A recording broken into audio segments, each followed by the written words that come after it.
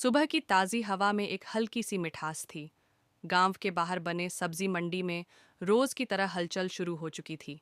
आवाजें, मोलभाव, ठेले खींचते मजदूर, सब कुछ सामान्य लग रहा था। लेकिन उसी सामान्य भीड़ में आज कोई खास शख्स मौजूद थी जिसका वहां होना बेहद असामान्य था। उसने साधारण कपड़े पहने हुए थे, बिना किसी सरकारी गाड़ी या सुरक्षा गार्ड के, एक आम महिला की तरह। उम्र करीब 35 साल, चेहरा शांत और आत्मविश्वास से भरा हुआ।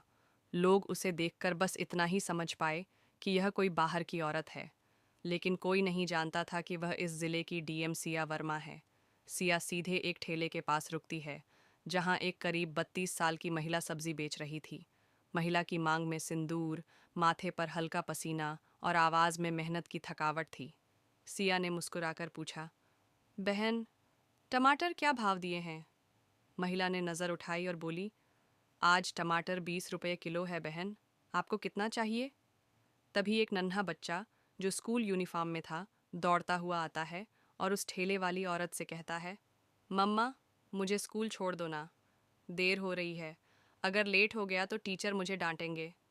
महिला, जिसका नाम सुनीता था, सब्जी का तराजू किनारे रखकर बच्चे से बोली, बेटा, थोड़ी देर ठहर जा, पहले इस दीदी को सब्जी दे दूं, फिर चलते हैं।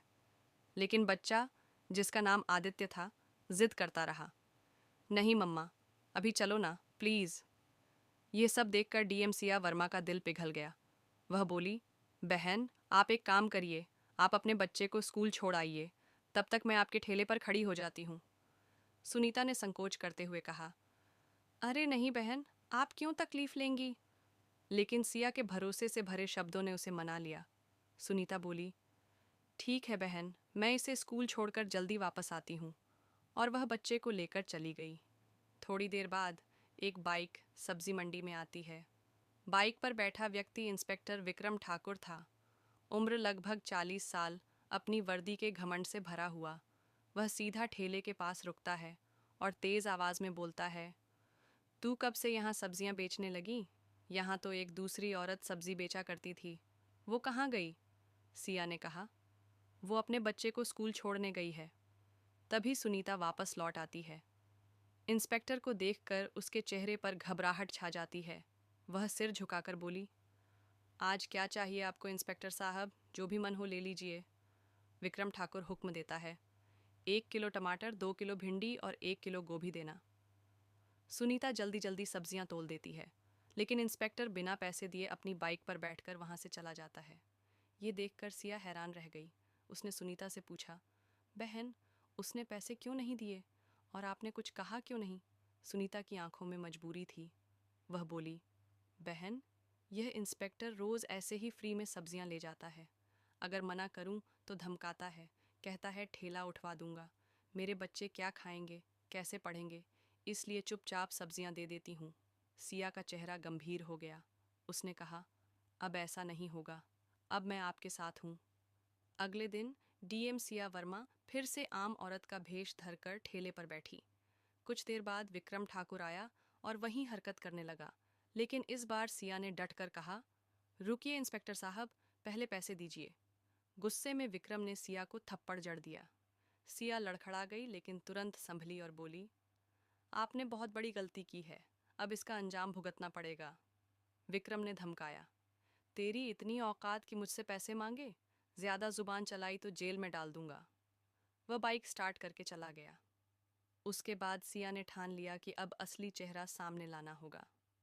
वह थाने पहुंची और रिपोर्ट लिखवाने की कोशिश की, लेकिन वहां के एसएचओ नवीन चौहान ने कहा, रिपोर्ट लिखवानी है तो पहले 5,000 रुपये दो। सिया ने पैसे देकर रिपोर्ट लिखवानी चाहिए, लेकिन नवीन चौहान ने भी विक्रम ठाकुर का पक्ष लिया और बोला, थोड़ा बहुत तो चलता है, हम पुलिस वाले हैं। यह सुनकर सिया समझ गई कि पूरा सिस्टम सड़ा हुआ है। अगली सुबह डीएम सिया वर्मा अपने पूरे सरकारी काफिले और असली पहचान के साथ थाने पहुंची। वहां विक्रम ठाकुर और नवीन चौहान खड़े थे। दोनों के चेहरे का रंग उड़ गया। सिया ने कहा, मैं हूं इस जिले की डीएम सिया वर्मा। अब मुझे सब पता है कि किस तरह तुम लोग गरीबों को धमकाते हो और रिश्वत लेते हो। आज से अभी से तुम दोनों को निलंबित किया जाता है और विभागीय जांच का आदेश दिया जाता है। दोनों अधिकारियों के पैरों तले जमीन खिसक गई। हाथ जोड़कर माफी मांगने लगे, लेकिन सिया का स्वर कठोर था। गलती नहीं, यह अपराध है, और अपराध की सजा मिलकर रहेगी। उस दिन के बाद से थाना सच में बदल गया। अब वहां कोई रिश्वत नहीं मांगता था। हर फरियादी की सुनवाई होती थी। सुनीता अब अपने ठेले पर मुस्कुराकर खड़ी होती थी, क्योंकि उसे अब डरने की जरूरत नहीं थी।